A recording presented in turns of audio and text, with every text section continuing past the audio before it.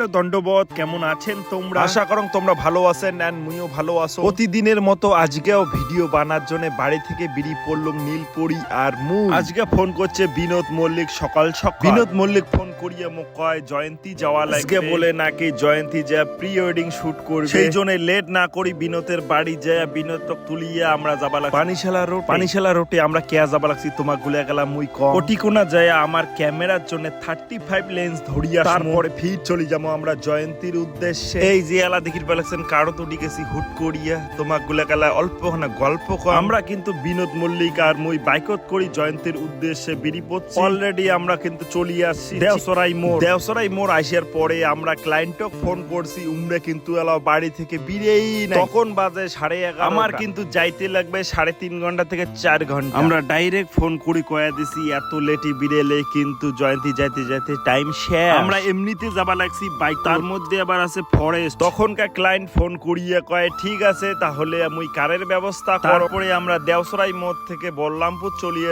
বল্লামপুর আসিয়া petrol পাম্পত মোর bike খান রাখিয়া চড়ি পড়লাম কারো। আমরা কারো চললাম 12:30টার সময়। তারপরে অনেক লেট হওয়াতে ক্লায়েন্টক আমরা কয়া দিলাম এত দূর যাওয়া বাদ দাও, অনেক টাইম লাগবে। ক্লায়েন্টও তখন কয়া দিল নোকালে কোটে ভালো জায়গা আছে ওটি নিয়ে চল। তোমরা গুলো তো সগায় জানেন আমার নোকালে কোটে ভালো জায়গা আছে। ফাইনালি আমরা গুলা চলে আসলাম কুচবিহার রাজবাড়ি প্যালেস। এটি কোনা আসিয়া পার্কিং গাড়ি রাখিয়া মোর পাশতে দি বিনোদ ক্যামেরা সেট আপ করে লাগছে। 2 ঘন্টা থেকে অপেক্ষা করে আছি, এলাও আমার ক্লায়েন্ট আসে না। খুব হালাত খারাপ হয়ে গেছে, গম নাই গেছে গাইস।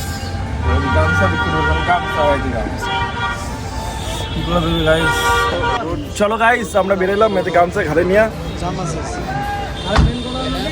চলো এই যে চলে আসছে পাত্র আর একটা কার। তো মোটামুটি আমরা এই কয়জন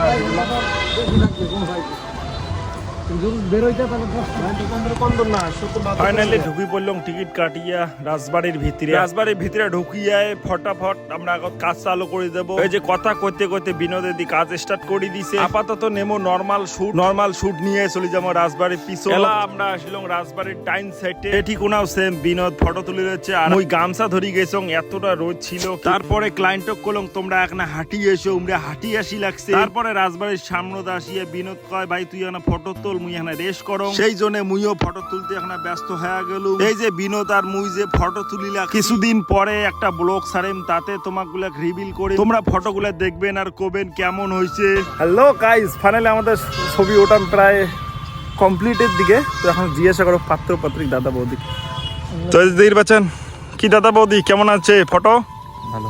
হ্যাঁ দিয়ে দেখো কথা কন না কে? হ্যাঁ ফটো তুলি ভালো পাইছেন?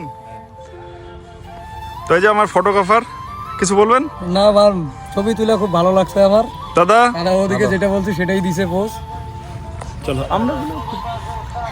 চলো টাটা। আমরা এখন এটি থেকে ডাক্তার কোয়েশনে এলা আমরা রাজবাড়ি থেকে বেরিয়ে কারো চড়িয়ে যাবা লাগ খাওয়ার উদ্দেশ্যে। কোটে ভালো হোটেল আছে ওটি যে আমরা খাবো। এলা আমরা খাওয়ার জন্য বসি পড়ছি। বিনোদের দি মোবাইল টিভি লাগছে, বিনোদের কবা লাগছে কথা কম কর, তাড়াতাড়ি খাওয়া স্টার্ট কর। এই যে তোমরাই দেখো খাওয়া স্টার্ট করতে করতে প্রায় বিনোদ পাটার মাংস দিয়ে সেই ডাবে খাওয়া লাগছে, সাথে সাথে মুইও সেই মতন ডাবানি দিছং খাওয়ার। বিনোদ ফটোগ্রাফার এলা মোক কয় আদর করি বলে মোক খোয়া দিবে, খোয়া দেওয়ার সাথে সাথে তো মুই খায়া ফেলা। তো গাইস আজকের ভিডিও খান বেশি বড় করেন না, যদি ভালো লাগে প্লিজ লাইক কমেন্ট ফলো।